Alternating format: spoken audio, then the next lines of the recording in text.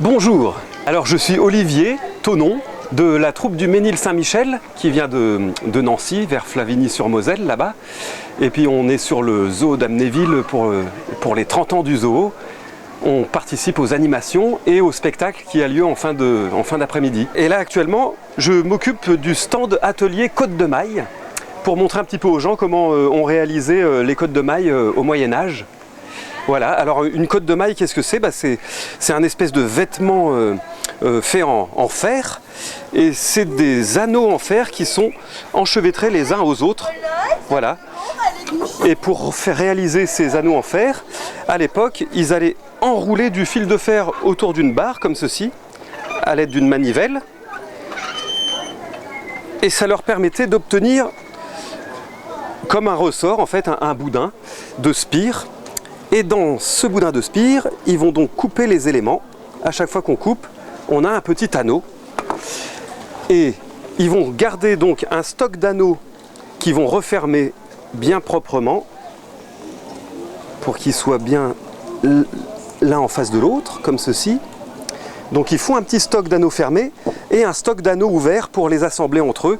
Alors voilà, ils allaient étendre le ressort pour obtenir des anneaux ouverts comme cela. Voilà. Et ensuite, alors pour la côte de maille classique, c'était un anneau pour 4 anneaux fermés. Un anneau ouvert et 4 anneaux fermés. Ça va nous donner le point de départ de la côte de maille. Voilà, on prend la pince et on referme notre anneau. Et là, on obtient le point de départ de la côte de maille qui est comme un petit trèfle à 4 feuilles. Voilà. Ensuite, on va assembler ces anneaux en chaînettes. Voilà, quand on continue à faire cela, il y a 2 anneaux pour 1, puis 2, puis 1, puis 2. Voilà, c'est une chaînette 1-2, on appelle ça. Et une fois qu'on a fait plusieurs chaînettes, on va pouvoir les assembler entre elles. Et pour obtenir un petit morceau de tissu en fer, voilà, comme du tricot. Une fois qu'on a réalisé l'assemblage de la côte de maille. Bon, alors là, il y a quelques petits défauts à ce niveau-là parce qu'on a essayé de le réaliser avec des enfants qui sont bien appliqués, mais des fois, ça passe un petit peu au mauvais endroit, mais c'est pas grave, on va le reprendre tranquillement après. Alors la côte de maille, elle avait quand même... Le but de la côte de maille, c'était de protéger le combattant de tous les objets tranchants. Voilà, c'est tous les coups d'épée, le côté tranchant de l'arme, mais par contre c'était beaucoup moins efficace pour les objets contendants ou les flèches qui pouvaient passer à travers.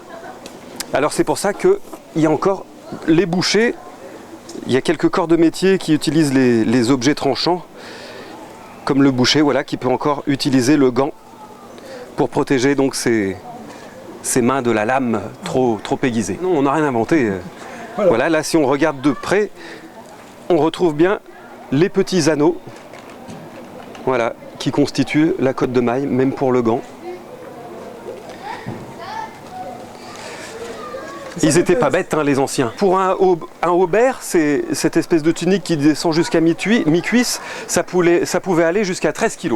Alors pour le haubert, il faut à peu près 80 heures pour assembler. Après, il faut suivre un patron, voilà, et puis on assemble les manches et puis le devant du derrière. Okay. Avec le patron, c'est un nombre d'anneaux par ligne à assembler pour avoir la bonne forme de la tunique, du haubert en l'occurrence. L'ambiance est bonne, hein. Les gens sont curieux, ils sont tous surpris de voir que c'était juste l'enchevêtrement des petits anneaux de fer qui constituaient la côte de maille que tout le monde connaît, mais c'est vrai qu'il faut la voir de près pour voir que c'est simplement des anneaux enchevêtrés. Et puis les gens sont très agréables et charmants, ils sont en mode vacances, donc c'est ça aussi le côté sympa. Oui, le soir je change de costume et je fais le grand écart parce que là je suis un simple ouvrier et ce soir je suis le roi dans le spectacle équestre donné par le Ménil-Saint-Michel.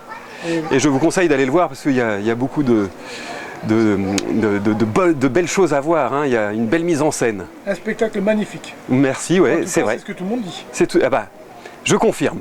Enfin, je vais pas dire le contraire, je suis dedans, hein. Mais c'est vrai que le roi est beau, et il est très beau. Eh bien écoutez, on va vous laisser faire vos côtes de mailles pour protéger les vallées chevaliers. Oui. Et puis je vous dis à plus tard. Et bah à plus tard, merci tout plein.